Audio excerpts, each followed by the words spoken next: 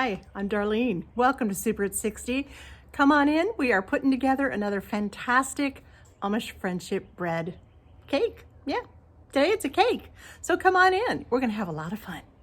Alrighty, today we are putting together another Amish friendship bread, except today it's not going to be a bread. Today it's going to be a cake, a bundt cake, a raisin cinnamon bundt cake. All right, we start with 1 cup of Amish friendship bread starter. Okay, you gotta have this to make the bread. And now let's go ahead in and put 1 cup of sugar,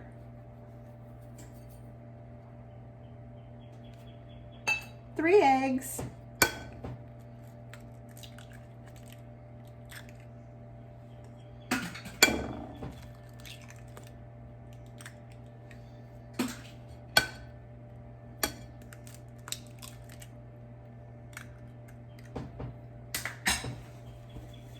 half teaspoon of vanilla. I always just fudge here a little bit. It's got to be around that much, right? All right, we need 1 cup of milk. I'm just using 2%. I think that works perfectly, actually. All right, so in goes 2%.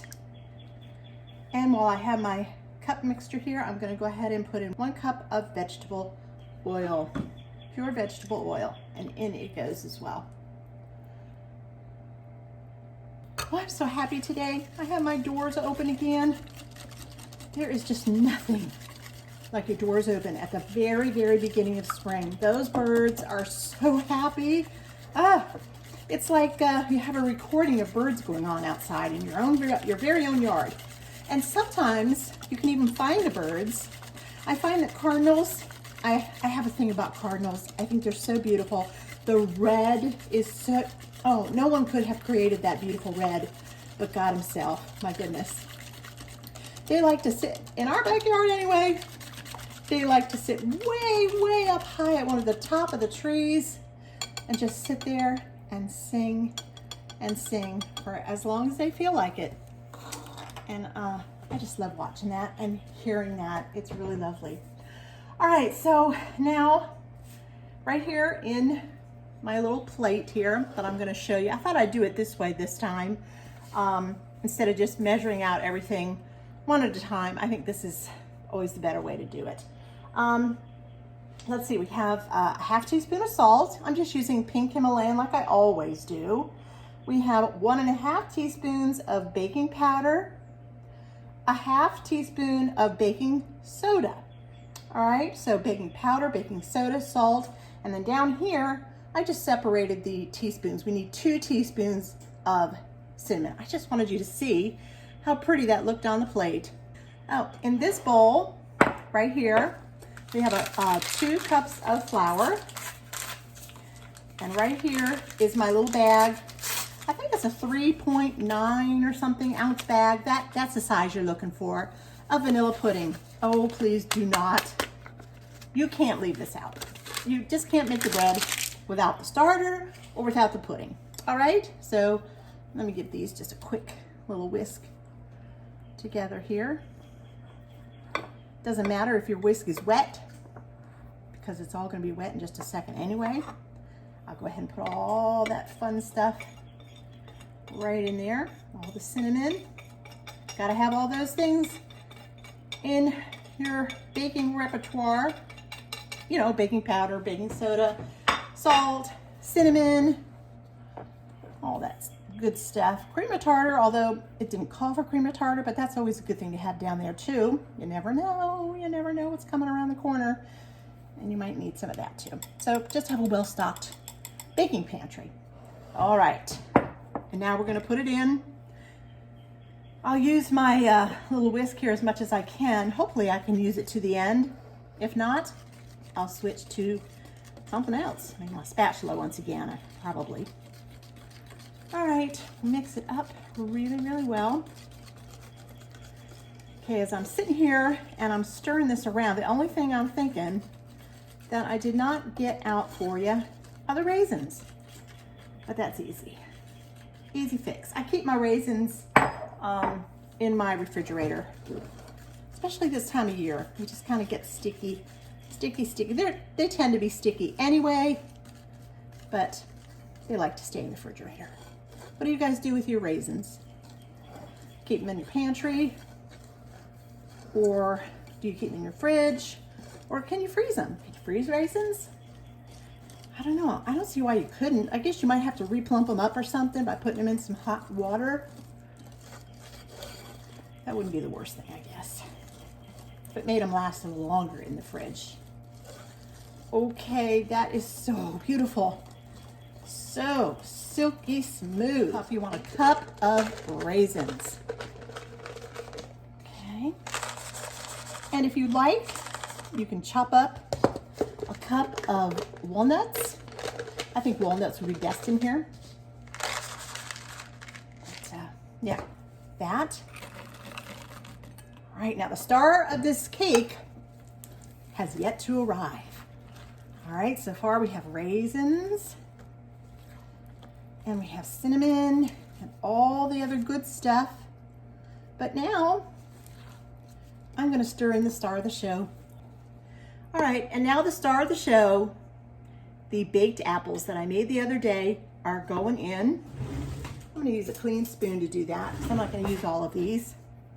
Let's put in about, well, let's measure it so that we know for sure. I'm gonna say about a cup of these beautiful soft apples. If you don't have apples cooked like this and you'd still like to add and make this bread and add apples, I would either take raw apples and chop them up, dice them up really nice and small, or you can open a can of, let's save this, open a can of pie filling, apple pie filling. Just make sure that the slices that are usually in a pie filling are nice and chopped up. All right, get this closer to you. All right, that's a cup. Let's see how a cup does. This is gonna be so good. Apple, raisin, cinnamon cake. And we're gonna put it in a bundt pan. Yep. You will want to make this, I promise. You will want to make this. All right, I'm gonna put just a little bit more in. I'm gonna say about, you know what? The total recipe of apples, I would say a heaping cup of apples. Cooked apples or cut up apples. But do cut them real small. Don't cut them like you're gonna make an apple pie or anything like that. It has to be, on the small side so that it cooks down while it's baking in the oven. Does that make sense? All right, I went ahead and prepared the bundt pan. I sprayed it really, really well. Also made sure to get up in here, up those little sides, and then I sprinkled some cinnamon sugar, okay, as best I could, up the middle, the little tower there in the middle, and around all the sides and in all the deep grooves, and up as high as you can go. This is going to add so much flavor, so don't leave this step out. All right, our cake is beautiful, well mixed. We never even took out a hand mixer or a stand mixer. Nope, you can do this all by your little hand. All right, here we go. I'm gonna pour it in.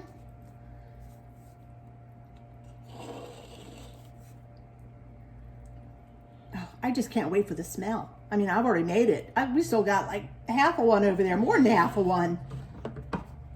But I wanted to make you one because it's just so, so good. It's really like an award-winning good. It really is. Anything apple cinnamon is always so good. But this bread, or I should say cake, so used to saying bread, Amish friendship bread. It's not a bread at all. This just has those wonderful flavors of the apple and the cinnamon and the raisin. Oh, there goes somebody's car beeping. Of course. Come on, now I'm waiting for, let's see what could happen now. Oh, Brownie. Brownie has to bark. Yeah, let's get Brownie in here. That would be fun. All right. That's about as much as I'm gonna be able to get in here. Oh. All right, I'm gonna go ahead and just Make sure that the top is nice and even. We want a nice even cake to come out of there. Yep, it's gonna be a thick cake, it's gonna be a heavy cake, and it's going to be kind of a rustic looking cake, but so beautiful.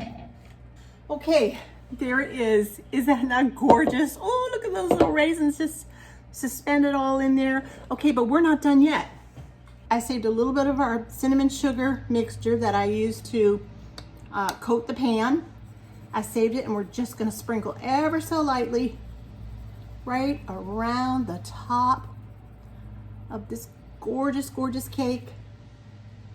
And then, just so I know the cinnamon's not gonna just lay on top, and it does sometimes if you don't do this, it can just lay there. Just take a knife and swirl it around very gently right on top. You don't have to dig deep. Just make sure that the cinnamon sugar is, 90% mixed up in the top of the batter. Okay, just so that it lays nice and lovely when it turns out. Okay, it's done. Next time you see this lovely cake, she'll be beautiful and sitting on a pedestal.